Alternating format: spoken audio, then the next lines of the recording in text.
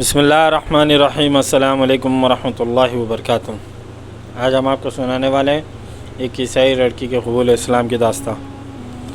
میں چونکہ لڑکی تھی اس لیے مریم کی پرستار تھی۔ مجھے بتایا گیا کہ مریم اور عیسیٰ علیہ السلام کو بھی اپنا معبود مانتے ہیں۔ میرے والدین کیتھولک عیسائی تھے، اس لیے انہوں نے گھر میں مریم اور عیسیٰ علیہ السلام کی تصاویر لگائے رکھی تھی۔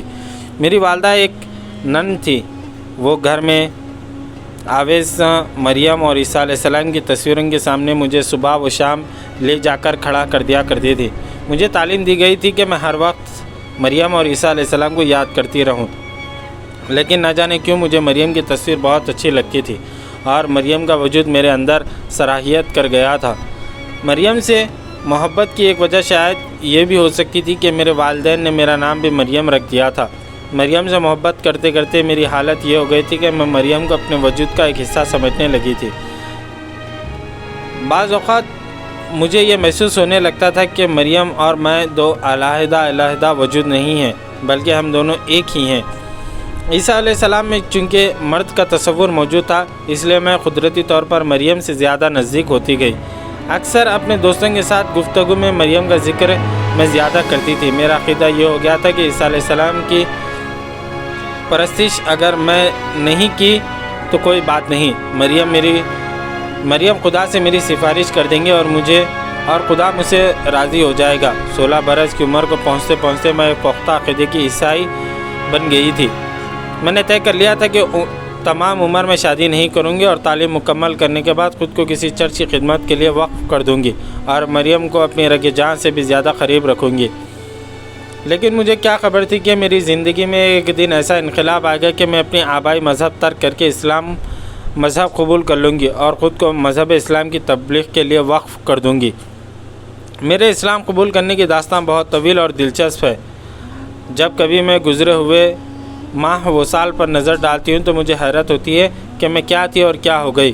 قلب و نظر کی دنیا یکدم بدل گئی تھی۔ تبدیلی آہستہ آہستہ آئی تھی۔ یہی حال میرے ساتھ بھی ہوا۔ میرا عقیدہ یکدم تبدیل نہیں ہوا، بلکہ 10 سال کے غور و فکر کے بعد میں اس نتیجے پر پہنچی کہ اسلام ہی ایک سچا مذہب ہے۔ اس کے علاوہ دنیا میں جتنے مذہب اس وقت موجود ہیں وہ بوسیدہ ہو کر ناقابل عمل ہو چکے ہیں۔ اصل دین اسلام ہی ہے۔ دیگر مذاہب کا جہاں تک معاملہ ہے، یہ ماضی میں دنیا کی رہبری کرتے رہے ہیں، لیکن وقت گزرنے کے ساتھ ان مذاہب میں ایسی چیزیں شامل ہو گئیں جن کی وجہ سے یہ مذہب ناقابل عمل بن گئے ہیں۔ یہودیت اور عیسائیت آج صرف نام لینے کے لیے موجود ہیں، لیکن ان مذاہب کی نہ تو اصل کتابیں موجود ہیں اور نہ ہی یہودیوں اور عیسائیوں کو آج تک یہ معلوم ہے کہ ان کی شریعتیں کہاں ہیں، جبکہ اسلام ایک زندہ اور متحرک مذہب ہے۔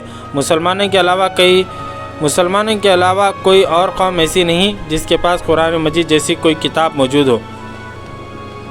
یہ قرآن مجید ہی ہے جس نے مجھے مسلمان بنا دیا۔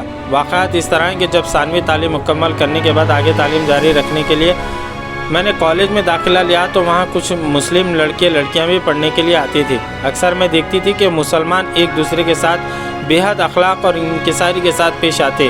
دوسروں کے مقابلے میں مسلم طلباء اور طالبات اپنی انفرادی حیثیت رکھتے تھے۔ میں نے جب بھی کسی مسلم لڑکے یا لڑکی سے گفتگو کی تو اسے بے حد با اخلاق پایا۔ اگر کسی مسلمان لڑکے یا لڑکی سے جب کوئی مدد طلب کی تو اس نے میری بھرپور مدد کی۔ مسلمانوں کی روش کو دیکھ کر مجھے بڑا تعجب ہوا۔ اس تعجب کی وجہ یہ تھی کہ بچپن میں مجھے بتایا گیا تھا کہ مسلمان بے حد خود غرض ہوتے ہیں اور عیسائیوں کے ساتھ ان کی پرانی عداوت ہے۔ اسی وجہ سے مجھے مسلمانوں سے خوف محسوس ہوتا تھا۔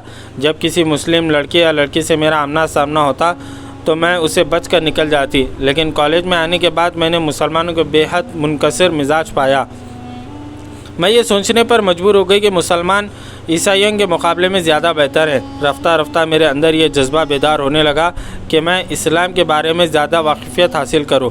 اس دوران شکیل نام کے ایک لڑکے میں میری دلچسپی بڑھنے لگی۔ مجھے محسوس ہونے لگا کہ شکیل کو بھی مجھ سے دلچسپی ہے۔ کلاس سے فارغ ہو کر میں اور شکیل ایک دوسرے کے ساتھ وقت گزارنے لگے، لیکن مجھے حیرت تھی کہ شکیل علمی گفتگو کے علاوہ کسی اور طرح کی گفتگو نہیں کرتا تھا، جبکہ عیسائی لڑکوں اور لڑکیوں کی دوستی بہت جلد دوسرا رنگ اختیار کر لیتی تھی۔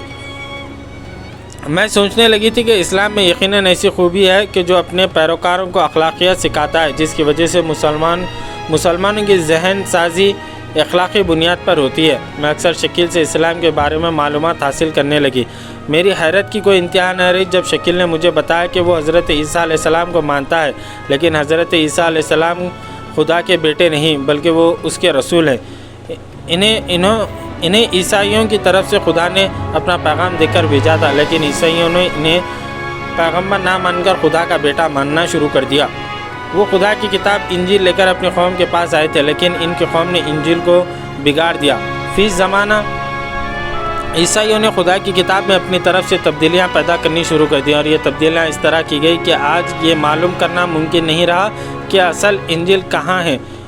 وہ انجیل جس کو لے کر حضرت عیسیٰ علیہ السلام اپنی قوم کی طرف آئے تھے، آج دنیا میں کہیں موجود نہیں ہے۔ پوری عیسائی دنیا میں نہ جانے بائبل کے کتنے نسخے موجود ہیں، اور ہر نسخہ ایک دوسرے سے مختلف ہے۔ کینیڈا کے عیسائی جس بائبل کو مانتے ہیں وہ اس بائبل سے مختلف ہے جو برطانیہ کے عیسائیوں کے پاس ہے۔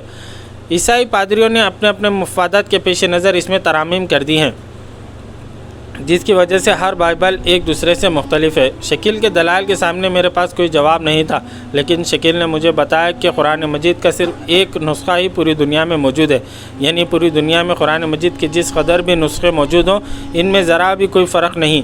دنیا کے مسلمانوں کی زبانیں مختلف ہیں۔ ایک سروے کے مطابق دنیا کے مسلمان 120 زبانیں بولتے ہیں، لیکن قرآن مجید کو عربی زبان میں ہی پڑھتے ہیں، اور اس کا التزام کیا جاتا ہے کہ قرآن مجید پڑھنے میں کوئی خفیف سی لغزش نہ ہونے پائے۔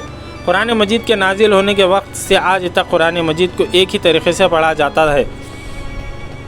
یہی وجہ ہے کہ طویل مدت گزرنے کے بعد بھی قرآن مجید میں کوئی تحریف نہیں ہو سکی، یہاں تک کہ قیامت آ جائے گی، لیکن قرآن مجید رہتی دنیا تک اس طرح صحت کے ساتھ پڑھا جاتا رہے گا جیسا کہ وہ آج پڑھا جا رہا ہے یا پیغمبر اسلام صلی اللہ علیہ وسلم کے دور میں پڑھا جاتا رہا۔ میں شکیل کی شرافت سے بے حد متاثر ہو چکی تھی۔ دوسری مسلم لڑکیوں میں بھی جو شرافت اور حیا مجھے نظر آئی تھی وہ عیسائی لڑکیوں میں بالکل نہیں تھی۔ میں نے محسوس کیا کہ مسلمان اپنے کردار عمل سے عیسائیوں سے زیادہ بہتر ہیں۔ ایک دن شکیل نے مجھے اپنے گھر چلنے کی دعوت دی۔ شکیل کے گھر کا ماحول حد درجے پاکیزہ تھا۔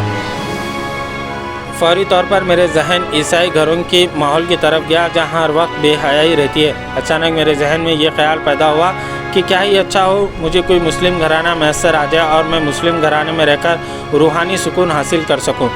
شکیل کی والدہ نے بڑی ہی خندہ پیشانی سے میرا استقبال کیا۔ گھر کے دوسرے افراد بھی انتہائی اخلاق سے پیش آئے۔ شکیل کے گھر میں بہت سی دینی کتابیں الماریوں میں موجود تھیں۔ شکیل کی والدہ کی اجازت سے میں نے کچھ دینی کتابیں پڑھنے کے لیے لے لی۔ ان کتابوں کے مطالعے نے میری دنیا بدل دی۔ مجھے لگا کہ میں ایک نئی دنیا دریافت کر لی ہے۔ میرے وجود کا اندھیرا دور ہونے لگا اور اسلامی طرز فکر نے مجھے آہستہ آہستہ زندگی کے شعور سے قریب کر دیا۔ اپنے ساتھ پڑھنے والی دوسری مسلم لڑکیوں سے بھی میری دوستی زیادہ ہوتی گئی۔ میں مسلمان لڑکیوں کو سلام کرنے لگی۔ جب مسلمان لڑکیاں میرے سلام کا جواب دیتی تو مجھے عجیب طرح کی روحانی مسرت ہونے لگی۔ ایک دن میری مسلم دوست روحی نے مجھے بتایا کہ شکیل کی آرزو یہ ہے کہ میں اسلام قبول کر لوں اور مسلم معاشرے میں شامل ہو جاؤں، تو میری خوشی کی انتہا نہ رہی۔ دراصل میں تو خود یہ چاہتی تھی کہ اگر شکیل میری زندگی میں داخل ہو جائے تو میں بلا تاخیر اسلام قبول کر لوں۔ میں نے بھی روحی سے اپنی دلی کیفیت بیان کر دی۔ شکیل کے والدین اور اس کے گھر والوں نے بھی مجھے پسند کر لیا تھا۔ وہ بھی چاہتے تھے کہ اگر میں مشربہ اسلام ہو جاؤں تو وہ مجھے بخوشی اپنا لیں گے۔ بہرحال یہ تو مساوی اسباب تھا، لیکن حق یہ ہے کہ میں قرآن مجید سے بے حد متاثر ہو چکی تھی۔ میرے اسلام قبول کرنے سے پہلے میرے دل نے اسلام قبول کر لیا تھا۔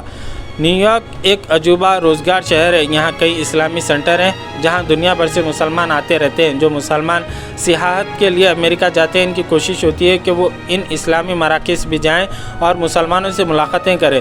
طے یہ کیا گیا کہ میں قبول اسلام کے لیے پریچنگ سینٹر آف اسلام میں جاؤں اور مشربہ اسلام ہو جاؤں۔ چنانچہ مسلم دوستوں کے ساتھ میں اسی اسلامی سینٹر میں گئی اور وہاں جا کر میں نے سینکڑوں لوگوں کی موجودگی میں کلمہ شہادت اپنی زبان سے ادا کیا۔ مجھے کلمے کے معنی سمجھائے گئے۔ نہ جانے وہ کون سی گھڑی تھی کہ کلمے کے معنی میرے وجود میں اس طرح آ گئے کہ میرے بطن کا سارا اندھیرا دور ہو گیا اور میرے ضمیر میں ایک ایسا چراغ روشن ہو گیا جس نے مجھے ایک نئی زندگی عطا کر دی۔ شکیل سے شادی کے بعد اللہ نے مجھے 2 بیٹے عطا کر دیے۔ شکیل کے خاندان کے ساتھ میں آج ایک کامیاب دینی زندگی بسر کر رہی ہوں۔ میرے والدین اور خاندان والوں نے مجھ سے قطع تعلق کر لیا، لیکن مجھے اس کا کوئی ملال نہیں۔ میں اللہ کے آگے سجدہ ریز ہوں کہ اس نے مجھے ظلمات سے نکال کر روشنی کی دنیا عطا کر دی۔ اسلام کی جو دولت مجھے ملی، اللہ کرے دوسروں کو بھی حاصل ہو جائے۔ آمین۔ جزاک اللہ خیر۔